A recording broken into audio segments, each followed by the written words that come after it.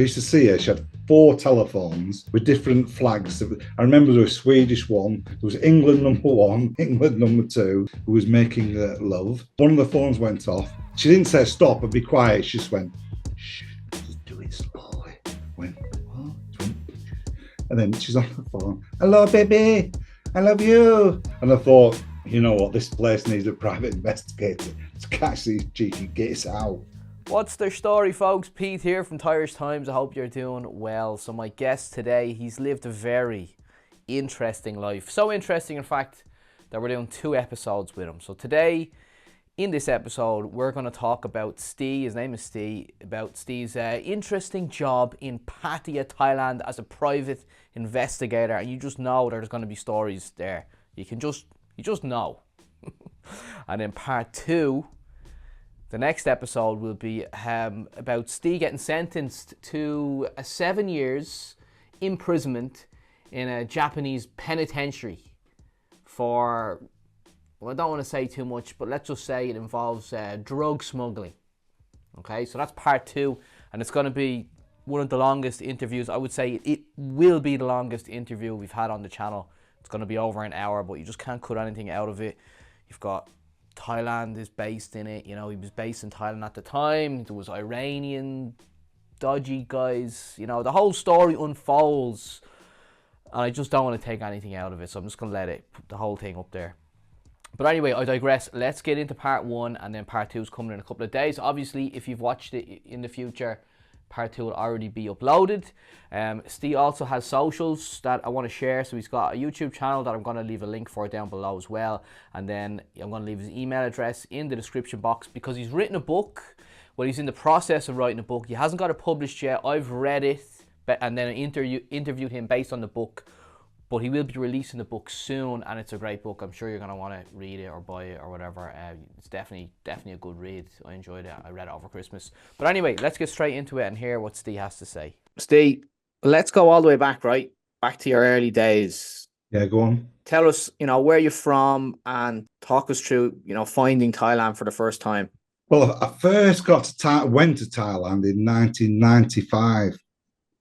And do you know, people are on about the flights and everything being expensive now. The flight then, I was just speaking to my brother, it was £1,200 each with Emirates, 1995. That was to the Philippines. But we had a stopover in Bangkok. You know, the old Don Mueang airport we fly in. I remember seeing the golf course thinking, shit. I was saying to my brother, so we're landing on a golf course. You can see them all with the Chinese hats on and everything like that going, we're landing on a golf course. You know how mad it is? You've no idea what you're going to. It's that, everything could be that weird where you could really think you're landing on the golf course. So we landed on there. We didn't stay long. It was just a stopover and went into the Philippines. That was 95. My first proper life went to Bangkok and Pattaya in 2002. And what part of the UK are you from? Worley, Clitheroe, Lancashire. From Southport originally. Grew up in Blackburn. Moved to Worley when I was 16. You were a bricklayer. I don't know if you still are, but you back in the early noughties, you were a bricklayer by trade. So apprentice bricklayer. I've always been on and off. I'll still do a bit now if you have to. When working in Ireland in the Celtic Tiger, I think 1999 to 2001. So I went over there working, normal life and everything with a family back home. All that went it's up. And that's when a mate of mine says, come on, let's go to Thailand. A friend of mine says, we can get some cheap tickets to Thailand, Pattaya. I'd never even heard of Pattaya. I'm just thinking, I says, come on, let's go and have a look. And was it an instant love affair then with Pattaya when you first arrived? I thought it was a bit grotty, but it was a good crack from the off.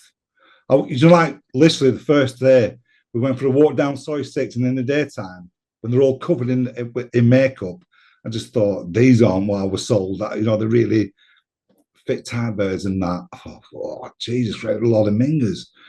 But it's amazing ones with the beer floors and the light goes down. You're going through them purple curtains, at 7 o'clock. They suddenly go, wow, these are all fit. And I never noticed these in the daytime. And some Irish lads actually on the plane. So always you lot. On the plane, they said, you want to go to Nana Plaza. But all right, what's that? It's like a complex of bars. You don't want to go Pat Pong. It's a rip-off place. I thought, yeah, I didn't really fancy it. He said, no, go there. He said, stop at blah, blah, blah. I think it was it wasn't the Nana Hotel. I can't remember the name of the hotel, but it was close to it. And so when we went there, and it was like, Jesus Christ. You know, it's like even in the daytime, the corner bars, is that the stumbling, that was all there and everything. I think we sat there just watching all the people coming and going and the chaos of it. I thought, yeah, straight away I thought, I love this place. This is brilliant. And then you were coming and going then. You were flying back to the UK, then coming over to Thailand for holidays. Is that how you did it? So once basically we got the Thai bug, we were earning pretty good money then, like Brick Lane. And we were coming and going. As soon as you earn enough money, we were back on the plane. So the first time, so we booked a week in Pattaya, a week in Koh Samui, and a week in Dubai on the way back. Got there, got to Pattaya. Once I got over how sleazy it was and how mental it was, and had such a good crack, we were full in. We went to Koh Samui. As beautiful as it is down there. After a couple of days, we went, let's go back to Pattaya. My mate says, come on, let's sort it. So we changed everything. And then instead of going to Dubai for the week, we cancelled all that, just stayed in Pattaya. Up and down everywhere there, and just fell in love with all the madness of it there. I mean, I'd never fell for a girl then. I was determined not to fall for a girl. Always from the off. I was probably a good, maybe, it was probably 2 years before I had a girlfriend. I was the last to hang on, not to do it, but they get you in the end, don't they? Well, let's talk about you being a private detective. How'd that come about? You must have had a longer period then living in Pattaya at that stage if you were going to open it, like try and make some money. So obviously, eventually I got to the smuggling drugs to stay there. I didn't want to carry on doing that because the inevitable would happen and did. So I thought, right, and I didn't really want to be a teacher, or it might be too hard to do. It started to get a little bit harder by around about 2004. Yeah, it was 2004, maybe a little bit later. Anyway, I broke up with a girlfriend at this point, and I was single again. And I was seeing this lovely young lady, and she was really on the ball. You know, like what they're like. I used to see her. She had 4 telephones in a room with different flags. I remember there was a Swedish one. There were 2. There was England #1, England #2, and then maybe a German. And I said, "What's this?" She says, so I don't get confused because there's always somebody calling. Anyway, me and her, I don't want to get too rude, but I was who was making love, shall I say? And one of the phones went off. I swear to God, you can't make it. She didn't say stop and be quiet. She just went, shh, just do it slowly. I went, what? She went, and then she's on the phone. Hello, baby. I love you. Yeah, no, I'm not Ste Beatty. I in jungle. You know, no, I make rice. And she's looking at me laughing. I'm like, cheeky bitch. So she's doing all that. And I thought, you know what, this place needs a private investigator to catch these cheeky gits out.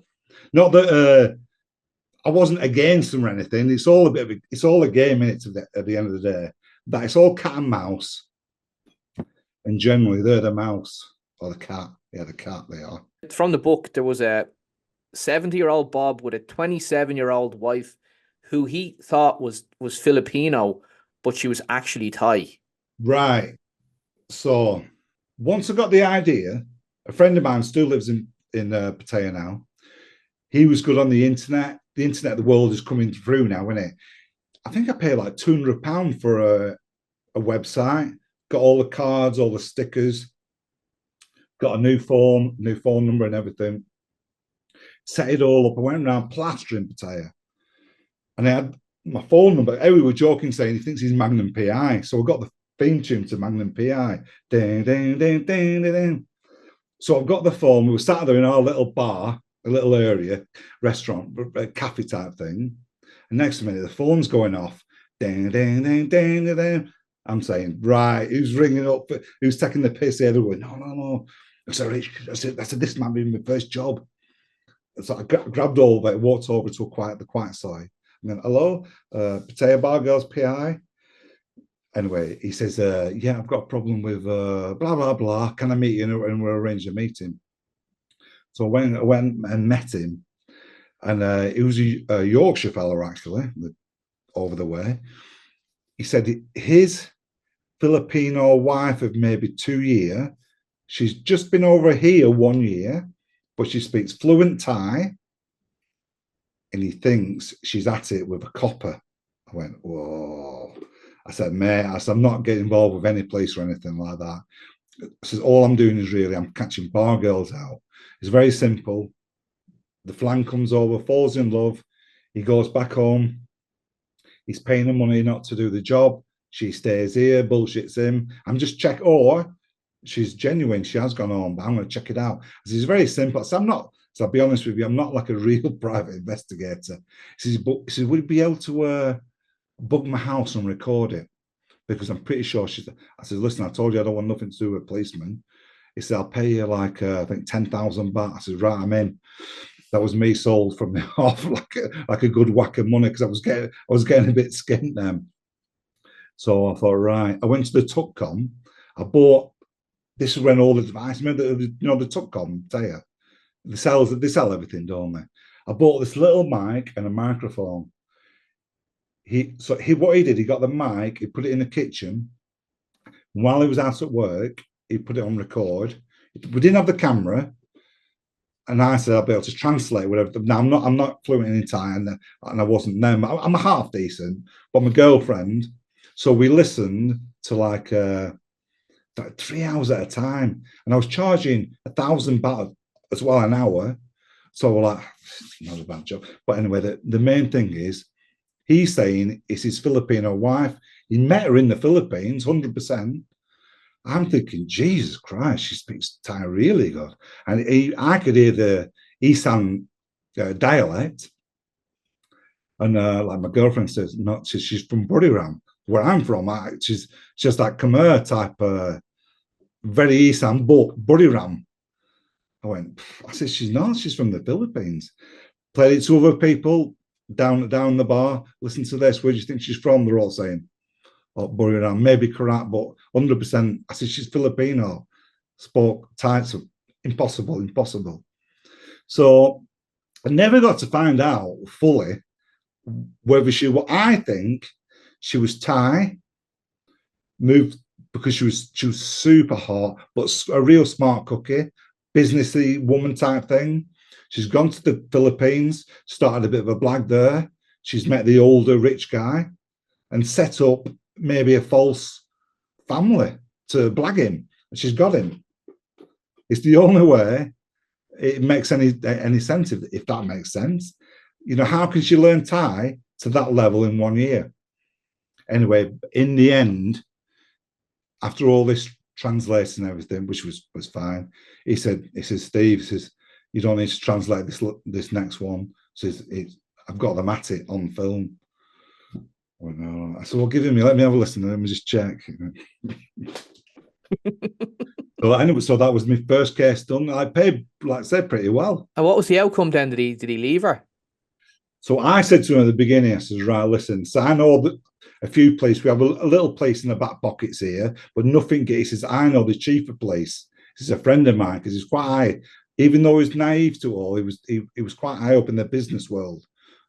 So I says, right, first thing, I'll go to your mate, who's the chief of police. I said, don't confront him.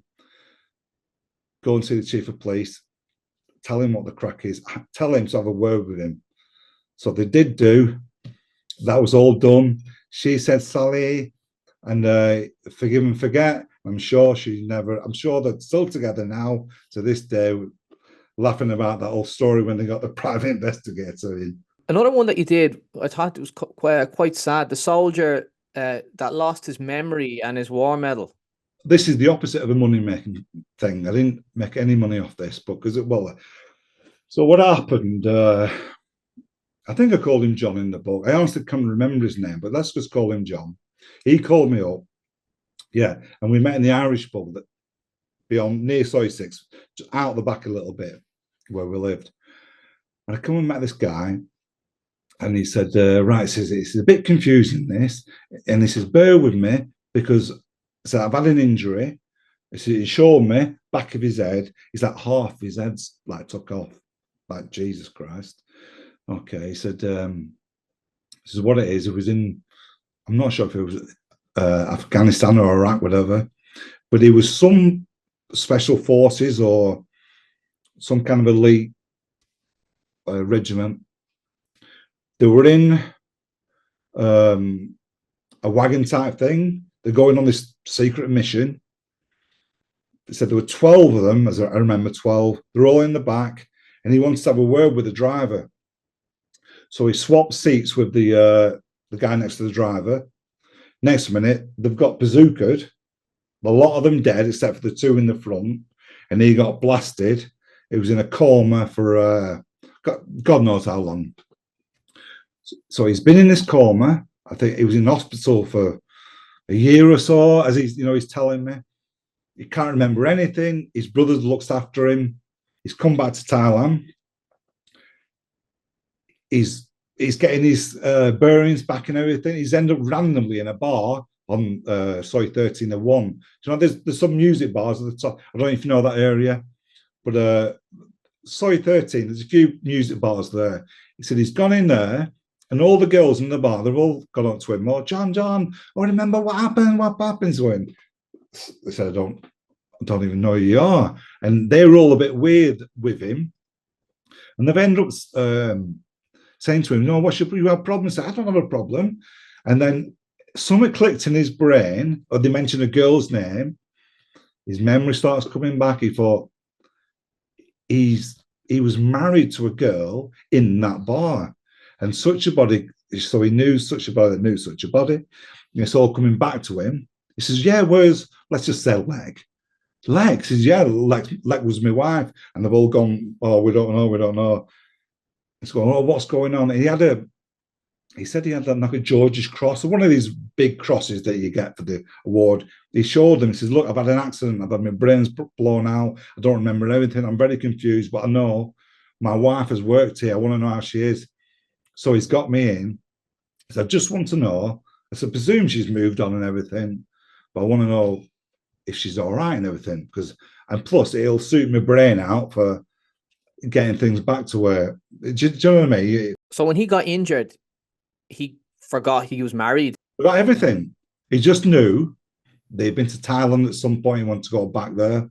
No recollection of anything. It was only the girls in the bar that brought it all back. So it was really confused and like a bit jangled. He said he was on lots of meds and everything. But I say he was a lovely guy. You could tell he wasn't bullshitting. So, and he said this, he said, the Mama San is whatever she was called. He said that when there was a girl that I met, I remember she was really good at pool and her name was such a thing. Right. I said, right, what I'll do, I'll go in there and have a word. And I'll explain it. He said, to be honest, he said, when I threw the medal, and he says, they just thought I was a mental case in the end. He says, I can be a bit too aggressive when I've had a few beers because I'm confused. I said, no worries, mate. I said, I'll go in and see what I can do. So, and my mate, Aussie Dave, he said to me, I said, I know that bar. He says, I said, would you want to come with us? We'll have a little few beers and find out what crack is. He says, yeah. So me and him went there, had a few beers. The Mama San's there, exactly what he said. Ended up playing me a game of pool with a girl, described exactly how he really good at pool. None of them knew anything about it. I'm thinking, what's going on here? Maybe he realised maybe he's made it all up in his own head or something, because nobody had a clue what was going on. I ended up ringing up and says, right, do you want to come down to the bar? Because I'm a bit confused because nobody knows anything about like the other night.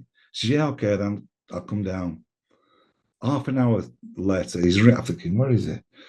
Half an hour later, he's ringing up. She says, where are you? Yes, I'm here at the bar. It's not, there's not even that big bar. I says, yes, are you sure? I says, because I'm here at the bar. He said, yeah, I saw you 13 of what? Is it called Wonderland? Anyway, whatever it was, I said, I don't think you're here, mate. He said, I am here. I said, well, let me just check or something. I said, this is Wonderland. The woman said, no, this is Wonderland too. Wonderland is around the corner. Like, oh my God, we're at the wrong frigging bar. We're staking out the wrong bar. Me bloody idiot mate. He thinks he knows the bar, but we're in the wrong bar. When going round the corner, seeing him. So sorry about that. There's been a bit of a mix-up. But anyway, we'll start again without him knowing. We've absolutely ballsed it up. Found out at the end, I explained everything. She basically, because he's disappeared, she ends up getting a German husband, having a couple of children, just moved on. Once he found that out, he says, I'm fine. He says, that's all I want to know. But obviously, the way the mix-up was, and anyway, that was it. And I got it. I said, let me get you that your trophy back. I got him the trophy back, and he said, thanks. And that was it. And I didn't charge him anything because it was only like an hour on the piss in the wrong bar. So how long were you doing that for? I think I did 5 jobs before, because it's all the money that I had from the last drug run was running out. That's what I thought, right, I'm going to put the money into this. So I put the money into that, I did that. And what I was getting, it was coming through one and out the other, basically. We're going to get into all that, but before that, we'll talk about you in Thailand first. In the book, you were in a relationship with a lady called Wana. You said in the book that the ladies in the bar said your relationship was like fire and ice. That's right, yeah. You had big arguments, yeah? Yeah, she was feisty, as they are. She was from Buriram, yeah. They're a feisty lot of the Buriram. But she was very different, very not the normal type bar girl, if you know what I mean. She was a bar girl, she was a freelancer, but yeah, again, she was sweet as anything, lovely, very surprisingly very trusting for a Thai. But when she got on the beer, oh my God, she was nuts, jealous, that Thai jealous. I'm very not jealous, and used to do her head in. She'd try and wind me up because I knew she's joking. She said, "Oh, you don't love me if you're not jealous." I said, "It doesn't work like that." So some people are jealous, and your culture is to show that you love them because you're jealous. That's why. I wouldn't be jealous if I didn't love you. It's still very silly and very annoying. At one point, she slashed her hand. Yeah, this was like at the end of it. Again, this was no drink involved, right? We sat at home, an apartment near to that Irish bar, and arguments over nothing. You know what? I bought these knives and I bought the steak knife. I remember thinking, Jesus Christ, this might not be a good idea, that being in the house. And she grabbed all of it, went for me. I was out the door like lying in. And as I was closing the door, I heard her go, oh! I just thought, oh. And I was off down the stairs. I thought, whoa, that was a weird sound, that. And she wasn't shouting, where are you, blah, blah, blah, blah. So I just hung on. I knew she's not coming after me. And I went back to the door. The doors were open a little bit. And I just opened the door. And oh my, she's head down. She grabbed hold of the steak knife. You know, people do it for attention. She's grabbed hold of it. Shoved, yanked. Her hand was nearly off. And the blood was just going round her like that. Thinking, me sideways. So I grabbed hold of a wad of dosh with a big thick elastic band, put that on her, put a towel on her, straight away, and I'm screaming out at an apartment, help, help. I've got her on the bike. I took her down to Sleuth by the hospital there, straight away. So I've got her in there.